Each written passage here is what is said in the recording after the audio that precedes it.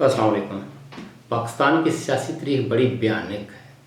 यूँ तो लियाकत अली खां की शहादत, चूँकि उनका इल्ज़ाम किसी पे नहीं लगा, ना ही उनकी किसी के साथ, किसी इस्टेब्लिशमेंट के बंदे के साथ कोई तू तकरार थी या ऐसा मुखालफत सामने खुल के आई, जिसकी बुनियाद पर हम ये कह सकें कि उस वक़्त के इस्टेब्लिशमेंट ने या उस वक़्त के फ़ौज के सरबराह ने कोई ऐसा उनके साथ क्लैश था जिसकी वजह से उनकी शहादत हुई। लेकिन जुल्फ़िकार अली भुट्टो से शुरू करें तो उनको ज़िया-उल हक़ मद्दे मुक़ाबल फांसी घाट तक जाना पड़ा। उसके बाद मियाँ साहब को जला वतन होना पड़ा और उनके मद्दे मुक़ाबल परवेज़ मुशर्रफ साहब, फिर इमरान खान साहब और उनके मद्दे मुक़ाबल जनरल बाजवा। यानी अब रिटायर्ड क्या कहना, हर लफ्ज़ के साथ रिटायर्ड बंदा कहेगा ठीक है, सबको पता है कि ये अभी अपनी नौकरी पे नहीं है।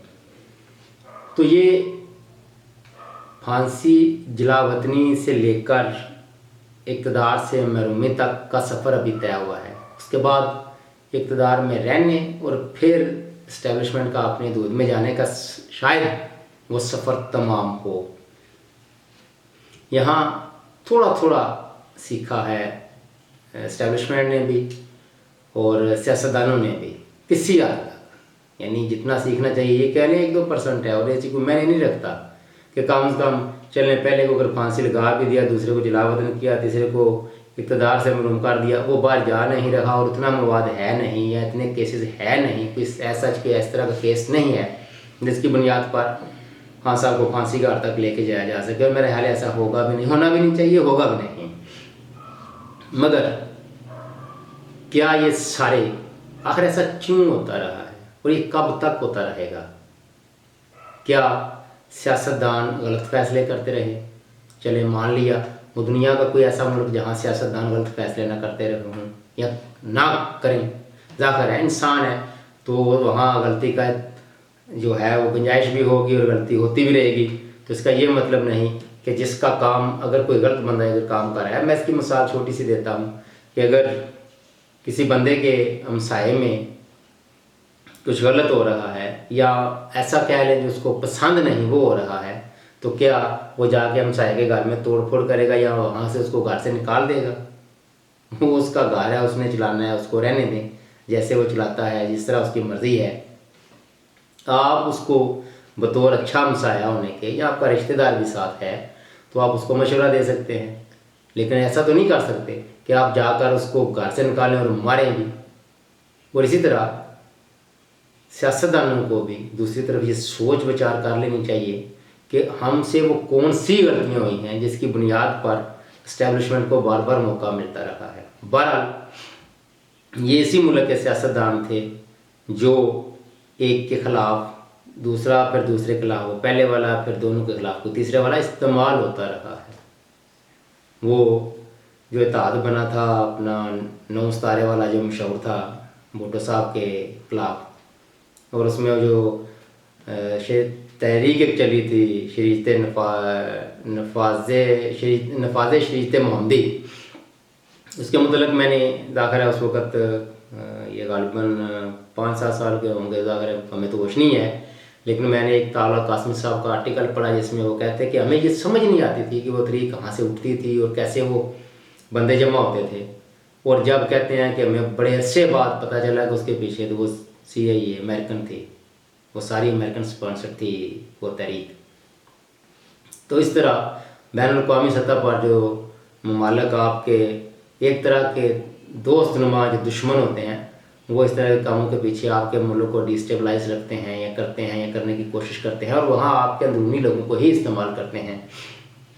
इसी तरह मियाँ साहब के ख़िलाफ़ भी आप देख लें, वो एक अजीब सा महाज बन गया कारगिल वाली लड़ाई। वो कहते हैं कि मैंने प्राइम मिनिस्टर को बताया, प्राइम मिनिस्टर कहते हैं कि हमें तो मालूम ही नहीं, ये फ़ौज ने खुद अपने तय कर दिया। तो इस हद तक और इस लेवल पे जाके जो ट्रस्ट डेफिसिट है वो ये रियासत के लिए बड़ा मोहलक होता है, बड़ा ख़तरनाक होता है और उसके कंसिक्वेंसेस फिर यकीनी तौर पर मुल्क को भुगतने पड़ते हैं और फिर मुल्क कौम ने भुगते भी। तो क्या ये अच्छा होता कि अगर कहीं किसी जगह पे जंग लड़नी भी है तो जाकर वो जंग तो बहरहाल फौज ने लड़नी है, लेकिन इसका फैसले का इख्तियार सियासतदानों के पास मशावरत के साथ हो।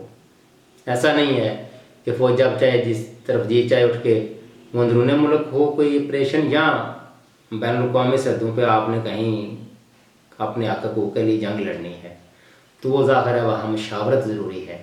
कोई भी अकेले कुल नहीं है, किसी एक फ़र्द को ये हासिल नहीं कि वो उठ के इतने बड़े फैसले करे। तो ज़ाहिर है हर बंदा अपने तई अगर इस तरह की कोशिश करेगा तो फिर ये तो अफरा तफरी और अपने मुल्क का नुकसान होगा। अगर आपने जंग लड़नी भी है, अभी मौजूदा सूरत हाल भी देख लें कि ऑपरेशन वो जो अज़्म इस्तिकाम पाकिस्तान ऑपरेशन शुरू करना था, वहाँ इख्तिलाफात पैदा हो गए। हालांकि मैं समझता हूँ कि इस तरह के जो इस आला सती जो प्रोग्राम होते हैं उन पे इख्तिलाफात तो बिल्कुल नहीं होने चाहिए। हाँ, तरीक़ेकार पे थोड़ा बहुत आपका डिफरेंस ऑफ ओपिनियन जो है वो सामने आ भी जाए तो उसमें अर्ज नहीं है, लेकिन ये हो या ना, ये हाँ ना वाली पोजीशन नहीं होनी चाहिए। अगर ना है तो ना है, हाँ है तो हाँ है। हाँ, दोनों तरफ अगर ना है तो वो अपनी इनपुट दे दे, अगर हाँ है तो वो अपनी इनपुट दे दे। लेकिन ये कब तक होता रहेगा? तो फिर चंद महीने पहले मैंने एक विलाप किया था कि एक आखिरी मरका होगा जो जुडिशरी और इस्टेब्लिशमेंट के दरमियान होगा। मेरे ख्याल है वो मौका पहुंच चुका है और हमें उम्मीद भी करनी चाहिए कि इस मौके पर दोनों तरफ से, ज़ाहिर है जब इख्तियारात की जंग होती है तो वो अफ़ाम तफ़हीम से ही हल हो सकती है। अगर वो दस्तों गिरबां होंगे तो वो फिर वो मसला हल नहीं होगा, वो यूँ का त्यों रहेगा, बल्कि उसमें बिगाड़ पैदा होगा। तो ज़ाहिर है सारे फैसला कर लें तो बहुत हो गया 77 साल यार ज़िंदगी में, वो एक बच्चा पैदा हो गया, अभी वो करीब उम्र हो जाता है, यहाँ पाकिस्तान की एवरेज उम्र रेट में मर भी चुका होता है।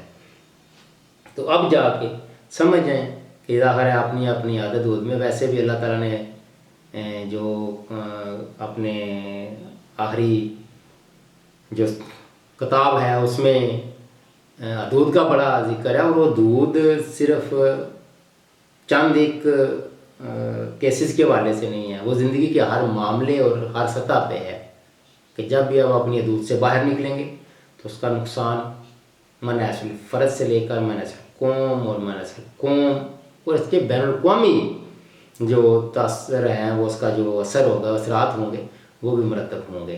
क्यों? क्योंकि दुनिया तो अब ग्लोबल विलेज बन चुकी है। तो ऐसा नहीं हो सकता कि आपकी एक छोटी सी गलती यानी इतने आला सतह पर एक गलती किसी दूसरे को मुतासर ना करे।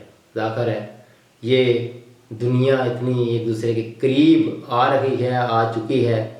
आपने कोशिश करनी है कि उसमें बाइज़्ज़त मकाम तलाश करना है, और वो आप अपनी ईमानदारी, खुलूस नियत, सच्चाई, बहादुरी और वक़्त और के तकाज़ों से हम आहंग होकर ही हासिल कर सकते हैं। तब के लिए इतना ही। अल्लाह हाफ़िज़।